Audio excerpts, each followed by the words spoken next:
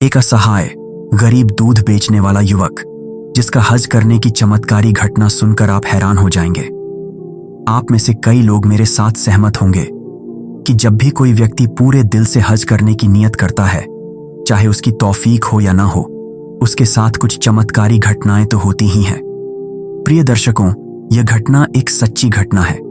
यह पाकिस्तान के लाहौर में घटी थी, आज से 50 साल पहले, यानी 1974 में। तो पाकिस्तान के लाहौर में एक गरीब युवक दूध बेचने वाला था, जो लोगों के घरों में दूध पहुंचाकर देता था। उस युवक की हज करने की बहुत इच्छा थी। जब अन्य लोग हज के मौसम में हज के लिए जाते थे या हज से वापस आते थे, वह दूध वाला युवक उनके साथ बहुत उत्साह के साथ मिलता था, उनके हाथों को चूमता था। एक बार हज के मौसम में वह लोगों से पूछने लगा कि भाई, हज में कैसे जाया जाता है। किसी ने उसे बताया कि हज करने के लिए कराची से जाना पड़ता है। किसी और ने उसे रेलवे स्टेशन दिखाया और बोला कि ट्रेन में चढ़ जाओ तो तुम हज में चले जाओगे। सीधा सादा युवक ट्रेन में ही चढ़ गया। इसके बाद वह एक और स्टेशन पर उतरा और लोगों से पूछने लगा कि वह हज में जाना चाहता है। असल में जो हुआ वह यह था कि कई सालों तक हज की इच्छा से उसने मन ही मन प्रण लिया कि किसी भी तरह वह रास्ता चलता रहेगा। अगर अल्लाह चाहेंगे तो उसे काबा शरीफ तक पहुंचा देंगे। उसे एक बुजुर्ग ने बताया था कि अगर कोई दिल की गहराई से काबे का तवाफ करने की आशा रखता है तो अल्लाह रब्बुल आलमीन चमत्कारिक रूप से उसे वहां पहुंचा देंगे। तो उस बुजुर्ग की बात पर विश्वास करके वह ट्रेन में चढ़ गया था कि वह काबे चला जाएगा। तो नए रेल स्टेशन पर उतरने के बाद उसने लोगों से पूछना शुरू किया कि वह हज में कैसे जा सकता है। तो उसे अलग अलग लोगों से पता चला कि कराची से जहाज के जरिए लोग हज में जाते हैं। आपको बता दें कि उस समय जहाज से हज यात्रा बहुत लोकप्रिय थी। तो इस तरह इस ट्रेन से उस ट्रेन, उस ट्रेन से इस ट्रेन में कई दिन बिताने के बाद एक बार ट्रेन के एक टीटी की नजर में वह आया और उसकी इस हज की इच्छा से टीटी के मन में उसके प्रति दया आ गई। तब ट्रेन के टीटी ने उस दूध वाले से बोला, तुम मेरे साथ ट्रेन में बैठो, मैं तुम्हें कराची ले जाऊंगा। और इस तरह वह एक दिन कराची पहुंच गया। कराची रेलवे स्टेशन पर पहुंचकर उसने लोगों से पूछना शुरू किया कि मैं हज में जाना चाहता हूं, हज में कहां से जाना पड़ता है। तब किसी ने उसे हाजी कैंप जाने का रास्ता दिखाया और वह हाजी कैंप चला गया। वहां उस समय बहुत सारे लोग हज के लिए जा रहे थे, लेकिन इस गरीब बेचारे के पास न टिकट था, न पासपोर्ट था, न पैसा, कुछ भी नहीं था। लेकिन उसके दिल में हज करने की बहुत इच्छा थी। एक दिन उसके दिमाग में एक विचार आया कि जो कुली हाजी कैंप से हज यात्रियों का सामान जहाज तक ले जाते हैं, उन्हें उस जहाज के अंदर जाने की इजाजत दी जाती थी। इसलिए उसने एक कुली से दोस्ती कर ली और कुल्ली की वर्दी जुगाड़ करके वह हज यात्रियों का सामान जहाज में रखने लगा। वह थोड़ा पतला दुबला होने की वजह से कई लोग उसे कोई सामान उठाने की जिम्मेदारी देना नहीं चाहते थे, लेकिन वह बोलता था कि देखिए, मैं मुफ्त में आपके सामान को जहाज के अंदर रख दूंगा। मैं हाजियों से प्यार करता हूं, कृपया आप अपना सामान मेरे सिर पर रख दें।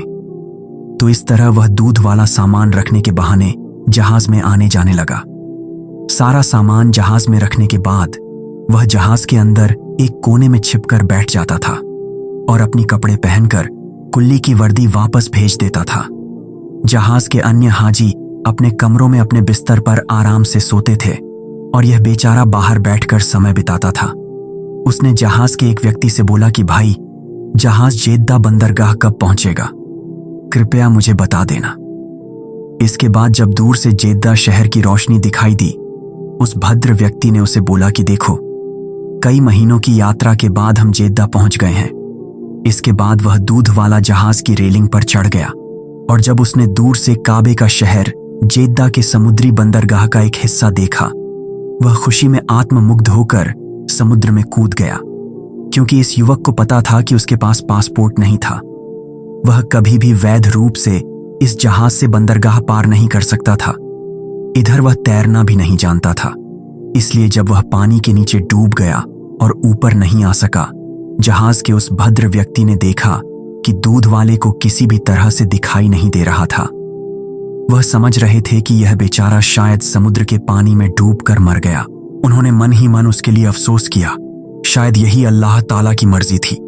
इसके बाद जब वह व्यक्ति 1 महीने की हज यात्रा पूरी करके बैतुल्लाह शरीफ में हज करके मदीना मुनव्वर जियारत करके फिर से बैतुल्लाह शरीफ वापस आया, तो इस बीच एक दिन जब वह हरम शरीफ से निकल रहा था, तब उसने देखा कि वह दूध वाला भी हरम शरीफ से निकल रहा था। उस व्यक्ति ने तुरंत दूध वाले से पूछा, अरे भाई, तुम वही व्यक्ति हो जो खुशी में आत्ममुग्ध होकर समुद्र में कूद गए थे जबकि तुम्हें तैरना नहीं आता था। तब दूध वाला बोला, हाँ भाई, मैं वही व्यक्ति हूं। उस व्यक्ति ने तब दूध वाले से पूछा, तुम्हारे साथ क्या हुआ था? तुम बच कैसे गए? दूध वाला बोला, मेरे साथ चलो, मैं तुम्हें बताता हूं कि मेरे साथ क्या हुआ था। इसके बाद वह व्यक्ति दूध वाले के साथ चल पड़ा। बाहर आकर उस व्यक्ति ने देखा कि एक नई गाड़ी खड़ी थी और ड्राइवर इंतजार कर रहा था। दूध वाला गाड़ी के अंदर बैठ गया और उस व्यक्ति को भी अपने साथ गाड़ी में बैठा लिया। इसके बाद दूध वाला उस व्यक्ति को लेकर एक घर की ओर चल पड़ा। घर में घुसकर दूध वाले ने उस व्यक्ति को घर के एक जगह पर बैठाया और घर के नौकर को इस मेहमान के लिए खाना और पानी लाने का आदेश दिया। नौकर मेहमान के लिए कुछ फल लेकर आया। वह व्यक्ति हैरान होकर पूछने लगा, भाई, तुम्हारी कहानी क्या है? तुम तो एक असहाय दूध वाला थे जिसके पास पासपोर्ट नहीं था, इसलिए तुमने समुद्र में कूद दिया था। वहां से आकर अरब के इस घर में तुम ऐशो आराम की जिंदगी जी रहे हो और देख रहा हूं कि तुम्हारा नौकर भी है। दूध वाला बोला, भाई, मेरी कहानी बाद में बताऊंगा, पहले मेरी गाड़ी देखो, ये मेरी गाड़ी है और ये घर भी मेरा है। उसने पूछा, तुमने यह सब कैसे हासिल किया? दूध वाला बोला, यह एक गुप्त बात है, लेकिन चूंकि तुम मेरे बारे में सब जानते हो, इसलिए मैं तुम्हें वह घटना बताऊंगा। इसके बाद दूध वाला बताने लगा, बोला, मेरे मन में अल्लाह के घर को देखने की बहुत इच्छा थी और अल्लाह के घर के प्रति गहरी मोहब्बत की वजह से ही मुझे यह इनाम मिला है। जब मैं जेद्दा पहुंचा तब मैंने अल्लाह ताला से बोला, हे अल्लाह, मैं आपके सामने खुद को समर्पित करता हूं। मेरे पास वीजा, पासपोर्ट कुछ भी नहीं है। यह कहकर मैंने समुद्र में कूद लिया। मैं तो तैरना भी नहीं जानता था। मैं बस किसी तरह अपने हाथ पैर चलाता रहा और एक समय समुद्र की लहरें खुद ब खुद मुझे किनारे की ओर धकेलने लगीं। मेरे फेफड़ों और पेट के अंदर पानी घुस गया था और मैं बेहोश हो गया था। मैं समुद्र के किनारे पर पड़ा था और जब मुझे होश आया तब तहज्जुद का समय हो गया था। मैंने चारों ओर देखा, बाहर जाने के सारे रास्ते बंद थे। चारों तरफ लोहे की ग्रिल लगी थी और मुख्य दरवाजा बंद था। मैं उस ग्रिल के पास जाकर बैठ गया। मुझे समझ आया कि मैं शायद यहाँ के इमिग्रेशन अधिकारियों के हाथों बंदी बना लिया गया हूं। मैंने देखा कि उस ग्रिल के दूसरी तरफ एक घर था।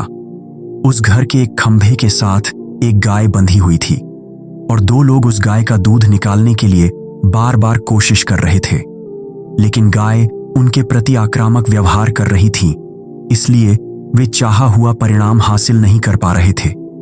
वे गाय को किसी तरह नियंत्रित नहीं कर पा रहे थे और वे गाय का दूध भी नहीं निकाल पा रहे थे।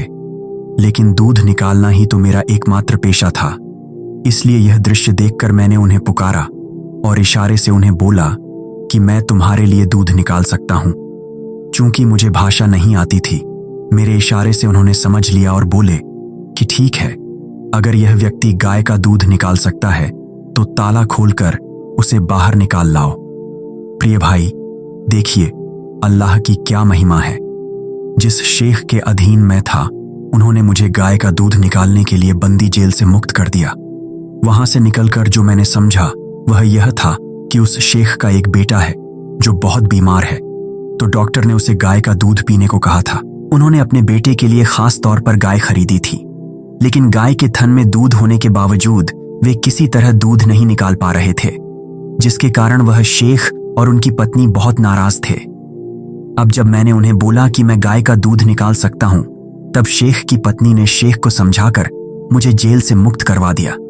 इसके बाद मैंने गाय को प्यार किया, उसके सिर पर हाथ फेरा और अपने तरीके से उससे बात की। तब गाय ने दूध निकालने दिया और मैं बैठकर उस गाय से 8 से 10 लीटर दूध निकालने में सफल हो गया। शेख की पत्नी यह देखकर बहुत हैरान हो गई, क्योंकि उन्होंने गाय खरीदने के बाद से इस गाय से इसका आधा दूध भी नहीं निकाला था। इसके बाद उन्होंने कहना शुरू किया कि इस दूध वाले को जाने मत दो।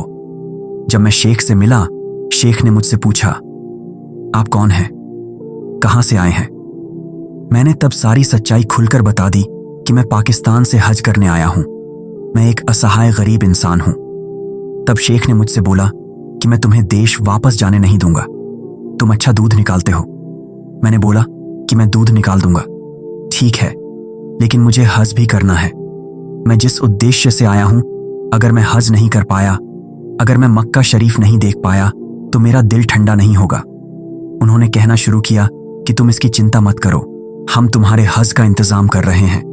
अगले दिन शेख की पत्नी ने अपने पिता को फोन पर पूरी घटना बताई। उस शेख की पत्नी के पिता के पास 200 गाय भैंसों का खेत था।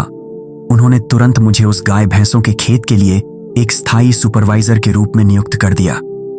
इसके बाद शेख ने अपने ससुर के खेत के सामने मुझे गाड़ी से उतार दिया।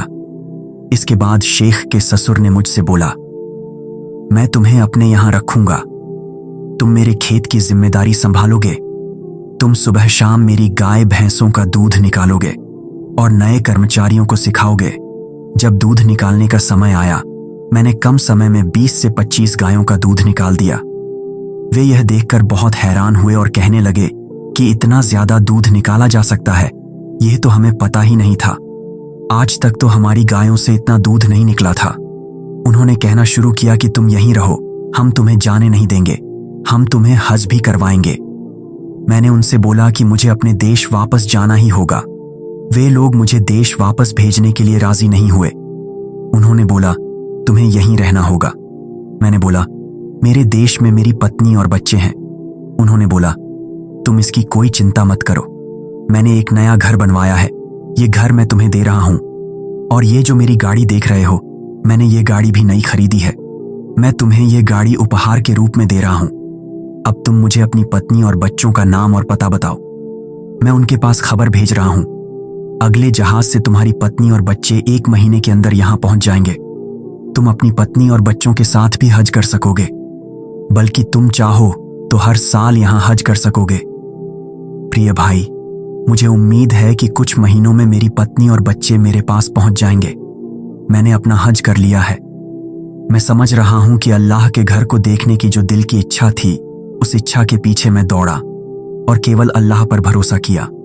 उसी अल्लाह ने मुझे बरकत दी है। अल्लाह ने मुझे दुनिया की नेमतें भी दी हैं और आखिरत की नेमत के रूप में मुझे अल्लाह के घर का तवाफ करने का मौका दिया है। मैं हर साल बैतुल्लाह शरीफ की जियारत करूंगा, इंशाअल्लाह। प्रिय दर्शकों, इस घटना से पता चलता है कि हज के लिए शुद्ध नियत की जरूरत होती है। कई लोग शिकायत करते हैं कि मेरे पास पैसा नहीं है, पैसे नहीं हैं, बेटी की शादी करनी है, इत्यादि। लेकिन सच बात तो यह है कि अगर आप एक निष्ठ दिल से नियत करते हैं तो अल्लाह आपका इंतजाम कर देंगे। अगर आपको यह बात विश्वास नहीं होती तो अनेक हाजियों से पूछकर देखिए। ज्यादातर लोगों के साथ ऐसा हुआ है कि उनकी एक निष्ठ नियत की वजह से अल्लाह ने उनके हज का इंतजाम कर दिया, जबकि उनके पास हज करने की तौफीक भी नहीं थी। अगर आपके साथ भी ऐसा कुछ हुआ हो तो हमें कमेंट करके बताएं।